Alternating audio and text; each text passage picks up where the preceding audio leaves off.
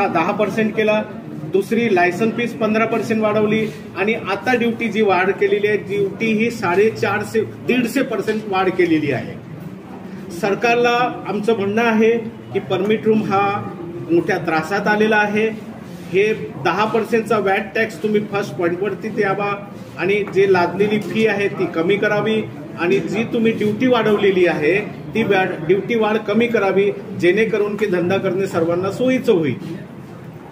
आंदोलन करणार आहे, आंदोलन असणार आहे, कशा प्रकारे याच्या विरोधात सरकार ऐकत नाहीये, म्हणून आम्ही सोमवार दिनांक 14/5/2025 ला पूर्ण महाराष्ट्राचे परमिट रूम बंद ठेवणार आहे आणि प्रत्येक जिल्ह्याच्या ठिकाणी आमचं निदर्शन आंदोलन होणार आहे आणि जिल्हा संघटन जे जिल्हा संघटन आहेत ते कलेक्टर ऑफिसला जाऊन कलेक्टर साहेबांना निवेदन देतील.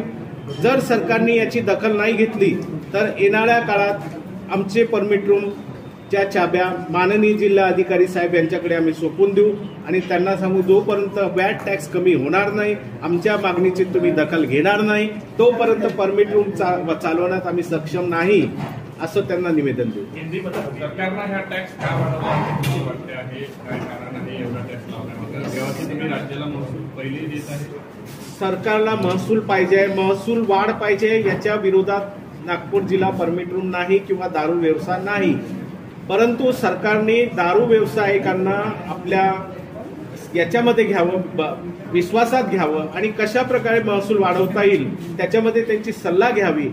अनठाईपणे काहीतरी वाढून द्यायचं आणि त्याच्यामुळे अवैध माल शहरामध्ये येईल, स्टेटमध्ये येईल, अशा प्रकारच्या घटना होणार आहेत. म्हणजे तुमचं म्हणणं आहे की वाढवण्यापहिले तुमच्याशी चर्चा करायला पाहिजे होती किंवा आता तरी चर्चा करून विविध संघटना आहेत, जे व्यापारी लोक आहेत त्यांना विश्वासात घेऊन वाढवायला पाहिजे. कुठे काय वाढवायची आवश्यकता आहे ते वाढवायला पाहिजे आणि न वाढवताही महसूल वाढवता येते. पण सरकारने जर आम्हाला बोलवलंच नाही तर महसूल वाढ कसं होईल? बंद कर रहे हैं, किस वजह से कर रहे हैं, क्या आपकी डिमांड है? और वाइन शॉप और बार जो बंद रहेंगे उसका वेरिफिकेशन भी करके बताओ, अलग अलग बंद क्या रहेगा, चालू क्या रहेगा? सरकार